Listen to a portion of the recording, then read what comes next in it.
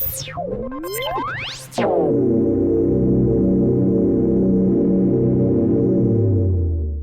is your weekly report on corruption in the Philippine government. A former Manila councilor charged with kidnapping for ransom has been arrested by the National Bureau of Investigation at the Ninoy Aquino International Airport, the agency said Thursday. In a statement, the NBI said Roderick Valbuena was apprehended shortly after arriving from Las Vegas on the 20th of May. Valbuena is one of 5 accused in a kidnapping for ransom case filed before the Makati City Regional Trial Court Branch 61. He was arrested by NBI, International Airport Investigation Division operatives under a warrant issued by the RTC and was processed at the NBI, National Capital Region in Manila. He was turned over to the NBI detention facility in Muntinlupa City for custody. The Sandiganbayan has affirmed the conviction of the assistant treasurer of Basi Town in Samar for malversation of 1.76 million pesos in public funds, but it reduced the jail term imposed on her by the regional trial court. Instead of the jail term ranging from 17 years to 20 years and 1 day imposed by the RTC on Assistant Treasurer Marietta C. Hernandez, the anti-graft court reduced the imprisonments to 8 years and 1 day to 14 years and 8 months. Just like the ruling of the RTC, Hernandez was ordered to pay a fine of 1,766,640 pesos and to restitute the government of the amount she misappropriated. She was also perpetually disqualified to hold public office. Hernandez was designated officer in charge of the Basi Municipal Treasurer's Office on the 26th of January, 1996. In her appeal, Hernandez told the Sandiganbayan that she was denied her right to speedy trial since the proceedings took 17 years and 7 months before the decision was handed down. She also claimed that the testimony used during trial was hearsay, and the Commission on Audit certifications on the missing funds are hearsay documents since these were not presented during trial. In denying her appeal, the anti-graft court said, contrary to the claim of the accused appellant, all the elements of the crime of malversation are present beyond reasonable doubt and the testimony of the witness is not hearsay evidence. On her argument that her right to speedy trial was violated, the court pointed out that the delays in the proceedings were largely attributable to the actions of the defense. Notably, in the instances where the trial was deferred due to the prosecution, there is no record indicating that Hernandez nor her counsel raised any objection. Hernandez's failure to timely assert the alleged violation of her right to a speedy trial amounted to a waiver of that right. The court also said, the 11-page decision was written by 4th Division Chairperson Associate Justice Michael Frederick L. Musangi with the concurrence of Associate Justices Lauriful L. Pashmana and J. Ermin Ernest Louis R. Miguel.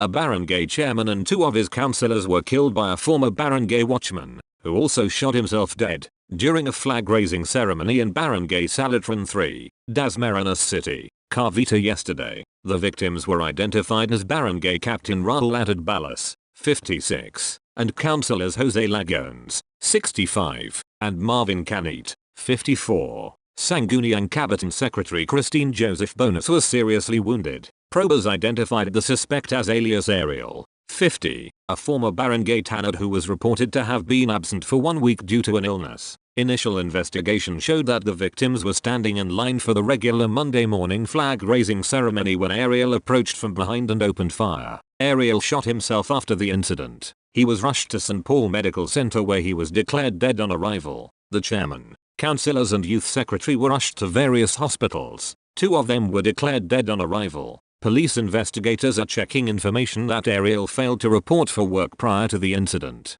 Probers are also verifying reports that the suspect went to the treasury section of the barangay hall to claim his 6,000 pesos allowance. However, the amount was allegedly not released, which reportedly irked Ariel. A man who served as an election leader for the mayor-elect of Naic was shot dead on Saturday, the 24th of May. A report from the police regional office 4A said the victim had just gotten out of his vehicle when a gunman approached and shot him. Following the attack, the suspect rode pillion on a black scooter and fled, heading toward Tres Matas. The victim was rushed to the hospital but was declared dead on arrival. His role as an election leader for Naic mayor-elect has sparked speculation that the crime was politically motivated. However, Naic Municipal Police Station stated that it is too early to conclude whether the killing was linked to the midterm elections. Authorities strongly emphasize that, at present, it is not appropriate to link the incident to the recently concluded election process. The case is currently undergoing a thorough investigation by the relevant authorities to determine the true motive and any related factors, Naik MP said on a statement posted on Facebook on Sunday, the 25th of May. Until the investigation yields conclusive results, any attempt to associate the incident with the elections is considered speculative and may lead to the spread of misinformation among the public. The police are now looking for 2 suspects, including the gunman who was wearing a blue jacket, grey t-shirt, denim pants, and a white cap, according to CCTV footage from the crime scene. The police arrested an employee of the Taguig city government in a drug bust on the 26th of May. The Taguig police identified the suspect as alias Irwin, 20, who is reportedly assigned at the Flood Management Office of Taguig. He was tagged by the police as a high-value individual. He was arrested at about 8:40 p.m. in a buy-bust operation by the Taguig Police's Station Drug Enforcement Unit in Barangay Rizal. Seized from the suspect were 4 plastic sachets containing suspected shabu, weighing 104.7 grams valued at 711,960 pesos, a genuine 500 peso used as buy-bust money and 6 pieces of 1,000 pesos boodle money. The seized evidence will be turned over to the SPD Forensic Unit for laboratories examination. The police will file a complaint against the suspect for violation of Sections 5, Sale, Trading, Administration, Dispensation, Delivery, Distribution and Transportation of Dangerous Drugs and/or Controlled Precursors and Essential Chemicals, and 11. Possession of Dangerous Drugs of Republic Act 9165, Comprehensive Dangerous Drugs Act of 2002, with the Taguig City Prosecutor's Office. In a statement, Brigadier General Joseph Argelis, Acting District Director of the Southern Police District, said, "This arrest is a testament to our continued commitment to eliminate illegal drugs from our communities. The Southern Police District will remain relentless in its operations to ensure public safety and hold offenders accountable. We will not let up in this fight." A 39-year-old businesswoman was shot dead by a police officer in Davao City on Sunday night, the 25th of May. Police said the victim was a resident of Barangay Anglionto, Davao City. Investigation said witnesses heard 2 gunshots at around 11:35 p.m. from a black Mitsubishi pickup parked on Palmagil Street, Barangay 13B. A man wearing dark clothing, jeans, and a cap left the vehicle, followed by the wounded victim, who was taken by responding lawmen to a hospital in Davao City where she was declared dead on arrival. The suspect was positively identified by witnesses as a member of the Davao City Police Office Police Station 15, Ecoland, through photographs shown by responding officers. Recovered from the crime scene were 2 fired cartridge cases and 2 fired bullets. These pieces of evidence are currently undergoing ballistic examination. Davao City lawmen swiftly launched a manhunt resulting in the suspect's voluntary surrender at 5 a.m. in Digas City on Monday, the 26th of May. The suspect, allegedly involved in an extramarital affair and had quarreled with the victim before the incident, was turned over to DCPO Police Station 1, Santa Ana, for the filing of appropriate charges. Davao City Police Chief Police Colonel Hansel Miranton said they are conducting a thorough investigation of the case. Miranton assured the public that all legal action will be pursued in accordance with established procedures. He reminded DCPO to uphold the law, serve the public with integrity, and maintain the highest standards of professionalism.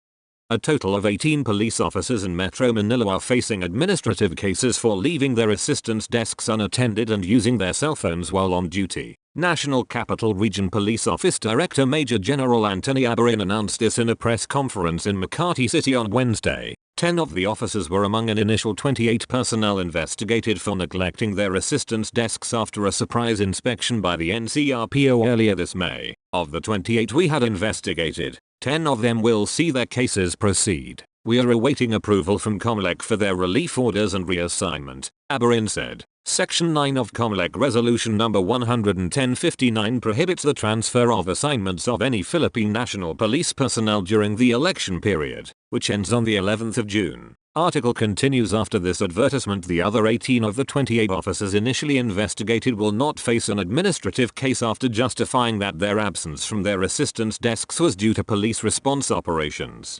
Abarin detailed. Aside from that, we have 8 other police officers with the ranks of corporal and patrolman. who will be charged for neglect of duty for using their cell phones during their duty as patrollers. Aberin added, the NCRPO chief did not provide a breakdown of the officers' places of assignment. Aberin said the crackdown on cops leaving their help desks unattended and using their phones on duty was part of a red teaming initiative by the regional police. Red teaming is a process in the PNP to assess police readiness and see areas for improvement. We've tasked all districts to create red teams, the NCRPO chief added.